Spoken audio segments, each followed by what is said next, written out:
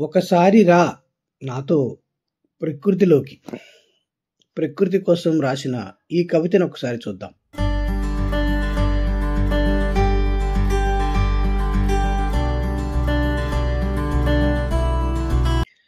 ఒకసారి రా నాతో ప్రకృతిలోకి, మబ్బులతో ఆడుకుంటూ పసిపాపలయ్యే కొండల్ని చూపిస్తా.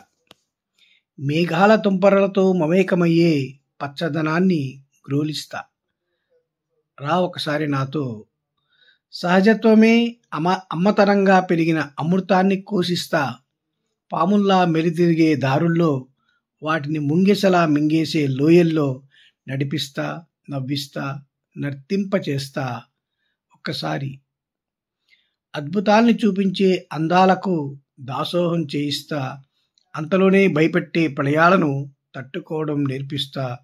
రా నాతో ప్రకృతిలోకి. పువ్వుల పరిమళాల పలకరింపులు అందిస్తా. స్వచ్ఛతే ఇంటి పేరుగా స్వాగతించే పచ్చదనపు తోరణాలు కట్టిస్తా. నిన్ను మాత్రమే నీకు చూపించే మంచు గదుల అనుభవం ఆస్వాదింపజేస్తా. పక్షుల రాగమే ప్రకృతి స్వరమై పిలిచే వేకువ గోరోజనాల్లో నడిపిస్తా. రా ఒకసారి నాతో ప్రకృతిలోకి. ఏకాంతపు అందమైన భాషను నేర్పిస్తా. దేవునితో భాషించే క్షణాలను సృష్టిస్తా. జలపాతాల జావళిలో మునిగిపోయే తన్మయత్వాన్ని తాకిస్తా.